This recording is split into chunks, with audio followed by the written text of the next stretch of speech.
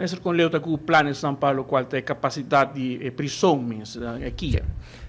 Para o que está aqui, é tópico que nós trabalhamos, nós enfocamos em diferentes ângulos, nós temos short term rato, caminho nós percorrer para melhorar a situação atual, dus manter modo de vista draaiende, mas no mesmo momento invertindo-se na parte de cuidado.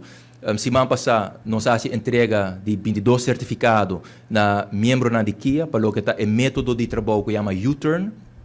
Esse é o método de trabalho que vai usar em tour jeugdgevangenis na Holanda e é o método também que vai usar aqui no centro ortopedagógico.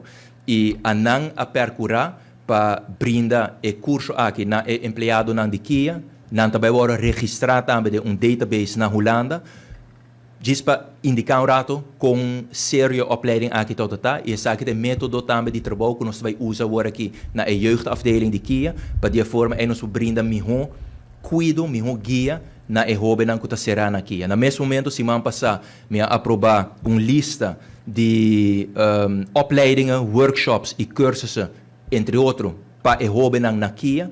Tem mais de 100 cupos para o que trata tudo diferente cursos aqui available agora aqui para que nós jovens FEPA que um stakeholder muito importante a fazer needs assessment maneira não tem dus a dialogar com tour e jovens den kia para que tem interesse sobre é muito importante para nós brinda curso para brinda curso para mestre já também que tem interesse de jovem para agora pode garantir a participação e pode garantir também que também está exitoso dus tudo isso aqui está ongoing.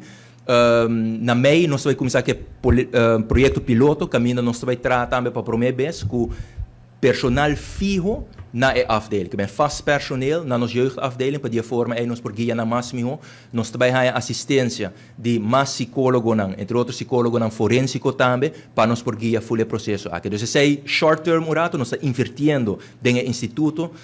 Tem diferente inversão infraestrutural também para tomar lugar. E acaba omheining, por exemplo, se você vai ter visita, você provar que trabalha aqui a iniciar. Esse é short term, mid term e long term. Outro lugar nós temos assistência de personal de Holanda, de BZK, para ajudar-nos, stepel uit, pôr pontos na ribeira para o que é projeto para nós chegar a instituto correccional novo.